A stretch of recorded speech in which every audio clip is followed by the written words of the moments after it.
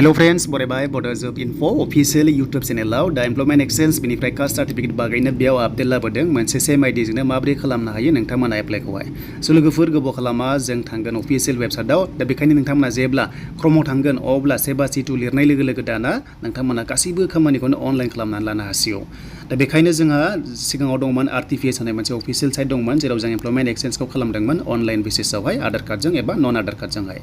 स' बिदिब्ला जों बे डिटेल्सखौ लाना फैदों एमप्लयमेन्ट एक्सचेन्जआ बेसेबां भेलिडिटि थायो आरो बे माबादि इम्परटेन्ट नोंथांमोननि साख्रियाव बे दंबा नोंथांमोना साख्रि मोनगोन आरो गैयाबा स' मोननाय नङा बेनि सायाव गोबां कुइसन जागासिनो दङ स' बेखायनो सेबा सिटआव फैबाय सिगाङाव जोङो RTPS दंमोन नाथाय बेखौहाय मुभ खालामनानै नैबे सेबा सिटआव हरनाय जाबाय अके दानिया बेनि गेजेरजोंसो गासैबो खामानिखौ मावनानै लानांगौ जायो डिजिटेलाइज खालामनायावहाय दा बेखौनो आं नोंथांमोनजों शेयार खालामगोन इनफरमेसनखौहाय जाहाथे नोंथांमोना क्लियार जायो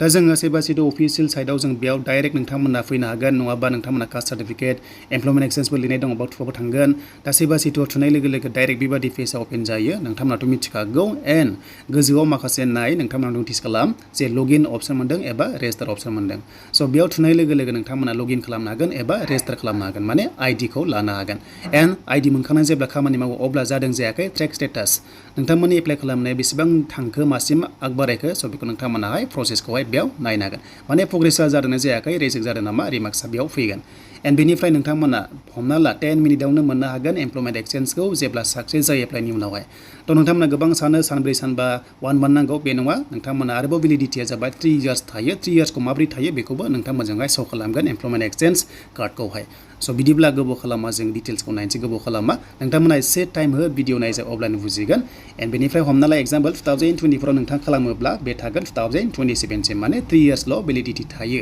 बे जाबाय अनलाइन एमप्लयमेन्ट एक्सचेन्जआ आरो सिगांनिया जायफ्रा एक्सपायार जाबाय नोंथांमोना गासैबो खालामना लानांगौ जुदि खालामाब्ला स' नोंथांमोना 100% जब मोननाय नङा माने इलिजिबल जाखाया अके आसाम स्टेटआव एमप्लयमेन्ट एक्सचेन्जआ जोबोर इम्परटेन्ट नाम्बार 1 पइन्टआ बेनो एमप्लयमेन्ट एक्सचेन्जखौ नांथारगौ आसाम स्टेटआव नाथाय सेन्ट्रेलाव बेखौ नाङा एबा सोलिया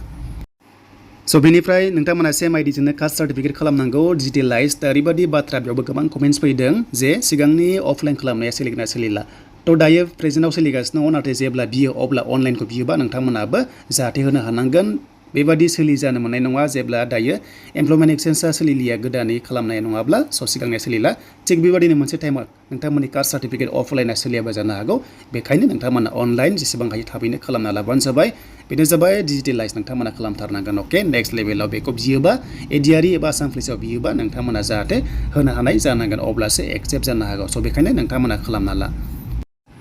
स' दानिया बे भिडिअ जाबाय एमप्लयमेन्ट एक्सचेन्ज दा बेखायनो एसे गाहायाव नोंथांमोना स्क्रल डाउन खालामबानो जाबाय अके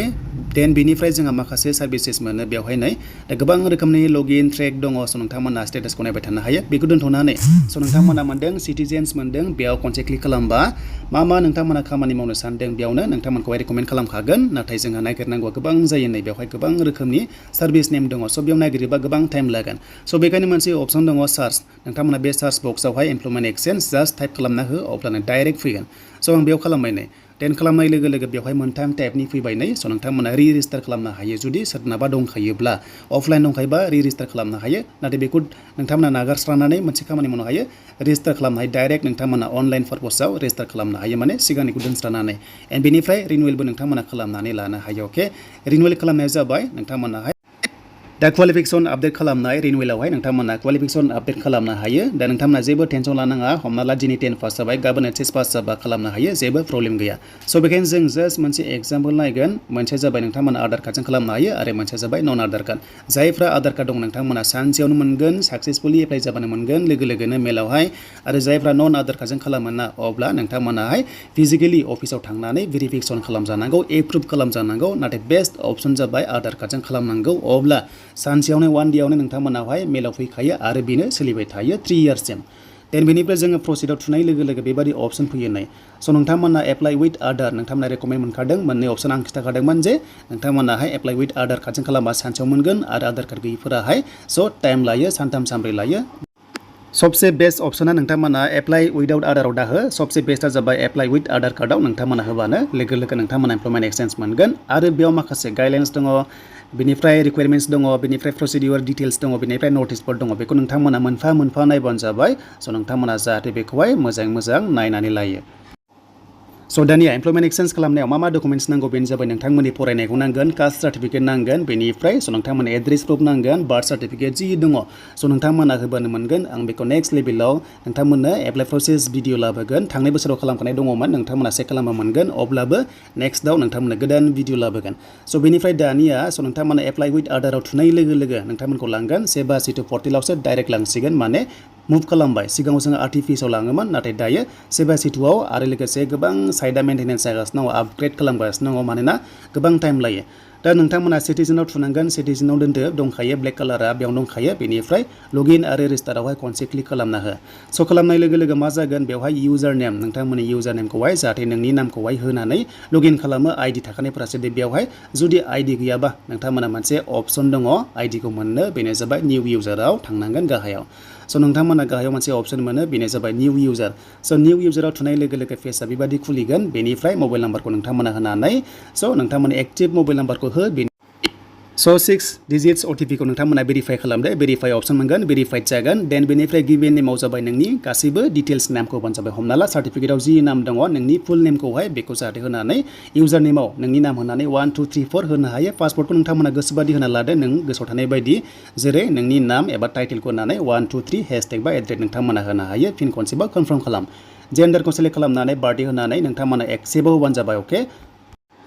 स' बेनिफ्राय साइन आप खालामदो अब्ला आइडि मोनगोन आरो बे आइडिखौ लानानैनो जोङो दहाय बुंनाय बायदि लगइन खालामनानै स' नोंथांमोना एप्लाइ प्रसेसआव गोबां रोखोमनि बायदिसिना एप्लाइ खालामनानै लानो हायो दा बिदिब्ला सानना लादों बेयाव आइडि दंखायो एन्ड बेनिफ्राय आं लगइन खालामबाय साइन इन खालामबाय जेब्ला खालामगोन अब्ला स' बेबादि माखासे इन्टारफेस फैगोन स' नोंथांमोनखौहाय पर्टेलाव लाना थांगोन आरो बेनिफ्रायनो स' नोंथांमोना अनलाइन प्रसेसआव थांनो हागोन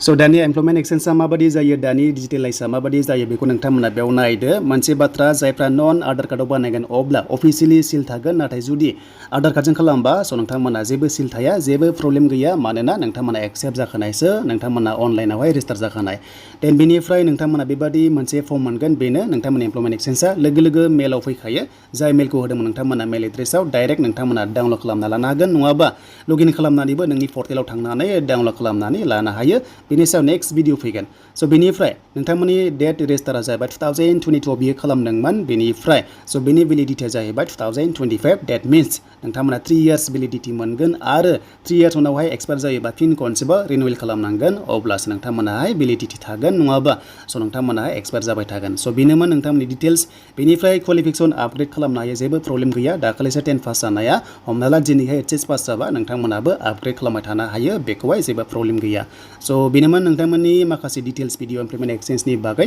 एन्ड नेक्स्ट लेभेलाव गोदान एप्लाइ प्रसेस मोनगोन नोंथांमोना बड' जब इनफो इउटुब चेनेलाव दा जायफ्रा भिडिअ नायनानै मोजां मोनबाय लाइक कमेन्ट शेयार आरो हानाय एसेबां शेयार खालामदो जाहाथे बे जिनिसखौ खालामना लायो मानोना जोबोर इम्पर्टेन्ट आसाम स्टेटनि गभर्नमेन्ट जबाव